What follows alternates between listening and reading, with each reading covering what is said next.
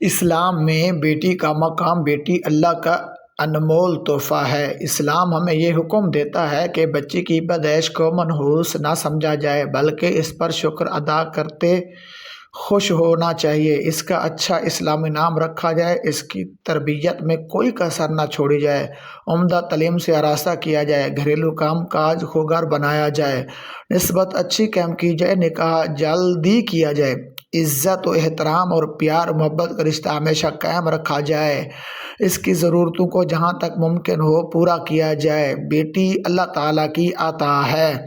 مفہوم آیت صرف اللہ ہی زمینوں اور آسمانوں کا مالک ہے۔ وہ جو چاہتا ہے پیدا کرتا ہے، جس کو چاہتا ہے بیٹی عطا کرتا ہے اور جس کو چاہتا ہے بیٹے۔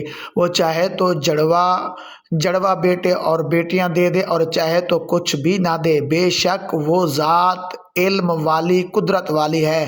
سورۃ الشعراء۔ بیٹی کو منحوس سمجھنا سراسر جہالت ہے۔ اولاد کے تذکرے میں رب تعالیٰ نے بیٹیوں کا ذکر پہلے فرمایا، کیوں؟ اس لیے کہ اس وقت کے جہالاء بیٹی کو منحوس سمجھتے تھے۔ مفہوم آیت: جب ان کو بیٹی خوشخبری دی جاتی ہے تو ان کا چہرہ سیاہ پڑ جاتا ہے اور ان کا دل غم سے بھر جاتا ہے، اسے اپنے لیے برا باعث شرمندگی سمجھ کر لوگوں سے چھپاتا پھرتا ہے اور دل ہی دل میں یہ سوچتا ہے کہ اس کو ذلت برداشت کر کے اپنے پاس رہنے دو یا اسے زمین میں گاڑ دو۔ ان لوگوں نے کتنی بری باتیں از خود ہی بنا رکھی ہیں۔ سورۃ النحل۔ جہالائے عرب کا رواج: عرب کے بدو، گنوار اور اجد جو بیٹیوں کے پیدا ہوتے ہی ان کو زمین کی طریقوں کے حوالے کر دیتے تھے۔ جہالائے عرب کے فرسودہ سوچ کی منظر کشی کرتے ہوئے حضرت عبداللہ بن عباس رضی اللہ تعالیٰ عنہما فرماتے ہیں، جب عورت کے ہاں زچگی کا وقت قریب آتا تو زمین میں گاڑا کھود کر اسے وہاں بٹھا دیا جاتا، پھر اگر لڑکی پیدا ہوتی تو اسے اس گڑھے میں پھینک دیا جاتا اور اس پر مٹی ڈال دی جاتی، اور اگر لڑکا ہوتا تو اسے زندہ چھوڑ دیا جاتا۔ تفسیر قرطبی تحت سورۃ التکویر۔ بیٹی کو دفن کرنے کا دردناک واقعہ: دربار نبوت لگا ہے۔ عرب کا ایک دیہاتی زارو قطار آنسوؤں کی برسات میں بھیگ چکا ہے، روتے روتے ہچکی بند ہوئی۔ جب سے اسلام لایا ہوں اسلام کی مٹھاس کو محسوس نہیں کر پا رہا۔ یا رسول اللہ صلی اللہ علیہ وسلم، زمانہ جاہلیت میں میرے ہاں ایک بیٹی پیدا ہوئی۔ میں گھر سے کہیں دور سفر پر تھا، جب گھر واپس لوٹا تو وہاں وہ چھوٹے چھوٹے قدموں سے چل رہی تھی، اس کی توتلی زبان اور معصوم مانا شرارتیں۔ یا رسول اللہ صلی اللہ علیہ وسلم، میں نے گھر والی کو کہا کہ اس کو تیار کر، اس نے اسے خوبصورت لباس پہنایا۔ میں اس کو ساتھ لے کر دور ایک جنگل میں چلا گیا۔ گرمی اور لو اور وادی عرب کے تپتے صحرا نے ہمارے قدموں تک کو جھلس کر رکھ دیا۔ جب میں پسینے میں شرابور ہو جاتا تو میری بیٹی ننھے منہ ہاتھوں سے اپنے چھوٹے سے دوپٹے سے میرا پسینہ پہنچتی۔ یا رسول اللہ، یا رسول اللہ، میں نے ایک جگہ گڑھا کھدائی کرتے وقت وہ بار بار اس گڑھے کی طرف دیکھتی اور میری طرف بھی۔ وہ مجھ سے سوال کرتی تھی، ابو یہ کس لیے گڑھا کھود رہے ہو؟ یا رسول اللہ صلی اللہ علیہ وسلم، جب میں نے اس کے لیے گڑھا کھود کر تیار کر لیا تو اس کو اٹھا کر اس میں ڈالنے لگا تو وہ چلائی، اس نے مجھے دعائیاں دی، وہ ابو کرتی رہی۔ یا رسول اللہ صلی اللہ علیہ وسلم، وہ کہتی رہی کہ ابو مجھے مت دفن کرو، ابو مجھے معاف کر دو، ابو مجھے چھوڑ دو، ابو مجھے ڈر لگتا ہے، ابو میں آپ کے گھر میں نہیں آؤں گی، ابو کبھی بھی واپس نہیں لوٹوں گی، ابو میں آپ پر بوجھ بن کر نہیں رہوں گی، ابو میں اکیلی بالکل اکیلی رہ لوں گی، ابو، یہاں تک کہ میں نے اس کے سر پر بھی مٹی ڈال دی۔ آخر وقت تک وہ چلاتی رہی، اپنی زندگی کی بھیک مانگتی رہی، لیکن یا رسول اللہ صلی اللہ علیہ وسلم، میرا پتھر دل موم نہ ہوا اور میں اس کو وہیں جنگل میں پیوند خاک کر کے گھر لوٹ آیا۔ یا رسول اللہ صلی اللہ علیہ وسلم، اس کے الفاظ میرے کانوں کی سماعتوں سے ٹکرا رہے ہیں، اس کی معصوم بھولی صورت اور دل ربا ادائیں میرے دل پر نقش ہو گئی ہیں۔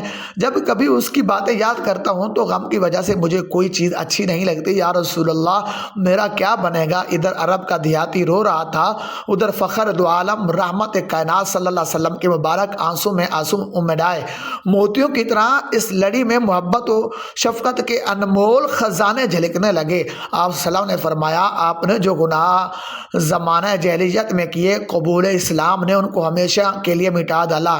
بیٹی کی پیدائش پر ایک خاتون کے اشعار ام حمزہ عرب کی ایک سمجھدار اور شاعرانہ مزاج کی حامل عورت تھی، اس کو بھی یکے بعد دیگرے بیٹیاں پیدا ہوئی تو اس کے خاوند ابو حمزہ نے اس وجہ سے گھر آنا چھوڑ دیا۔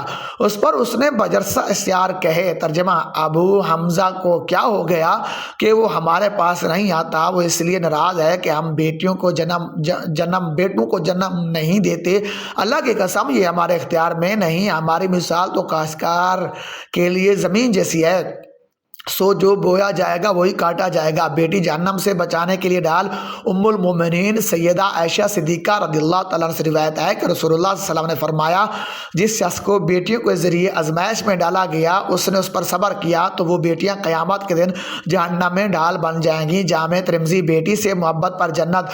ام المومنین عفیفہ کائنات سیدہ عائشہ صدیقہ رضی اللہ تعالیٰ عنہ سے مروی ہے کہ ایک مسکین عورت اپنی 2 بیٹیاں اٹھائے ہوئے میرے پاس آئی تو میں نے 3 کھجوریں اسے کھانے کے لیے دی۔ اس نے ان دونوں کو ایک ایک کھجور دے دی اور باقی ایک کھجور اپنے منہ کی طرف اٹھائی تاکہ اسے کھائے، لیکن وہ بھی اس کی دونوں بیٹیوں نے کھانے کے لیے مانگ لی تو اس نے اس کھجور کی جیسے وہ کھانا چاہتی تھی تو 2 ٹکڑے کیے اور ان دونوں بیٹیوں کو دے دیے۔ مجھے اس کی یہ بات بہت اچھی لگی، پس اس نے جو کیا تھا میں نے اس کے بارے میں رسول اللہ صلی اللہ علیہ وسلم کو بتایا تو آپ نے فرمایا یقیناً اللہ تعالیٰ نے اس کے اور اس کے عمل کی وجہ سے اس کے لیے جنت واجب کر دی، یا فرمایا اسے جہنم کی آگ سے آزاد فرما دیا۔ صحیح مسلم۔ بیٹی سے حسن سلوک پر جنت۔ حضرت عبداللہ بن عباس رضی اللہ تعالیٰ عنہما سے روایت ہے کہ رسول اللہ صلی اللہ علیہ وسلم نے فرمایا جس شخص کی بچی پیدا ہو وہ نہ تو اسے دفن کرے اور نہ ہی اس کے ساتھ برا سلوک کرے اور نہ اس پر اپنے لڑکے کو ترجیح دو تو اللہ تعالیٰ اسے جنت میں داخل کرے گا۔ سنن ابی داؤد۔ 3 بیٹیوں کی اچھی پرورش پر جنت۔